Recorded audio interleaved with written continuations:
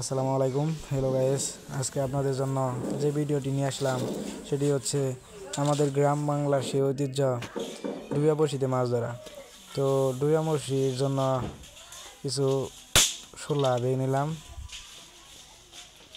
বেগে নেওয়ার পর শোলাগুলোকে সেই বড়শিগুলোর সাথে সুন্দরভাবে বেঁধে আটকে নিলাম। আটকে নেওয়ার পর এখন বিলের দিকে রওনা হলাম।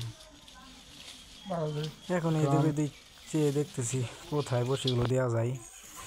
তো জায়গা সিলেক্ট করে নিয়ে এখন সেই জায়গাটিতে পানাগুলো পরিষ্কার করে নিচ্ছি যেন বড়শিটি সুন্দরভাবে দেওয়া যায়।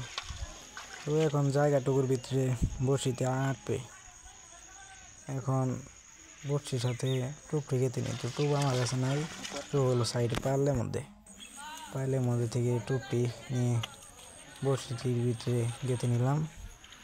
তো এখন বড়শিটি সুন্দরভাবে জায়গাটিতে স্থাপন করলাম এবং সাথে আরও যে কিছু বড়শি আছে সেগুলো জায়গা দেখে সুন্দরভাবে পেতে দিলাম। 1 hour later.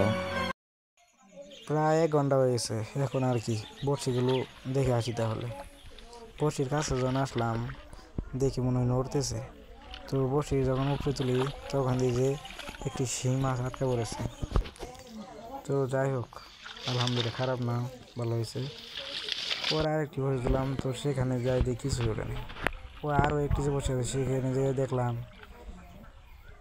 তোলার পর একটি কই মাছ আটকে পড়েছে।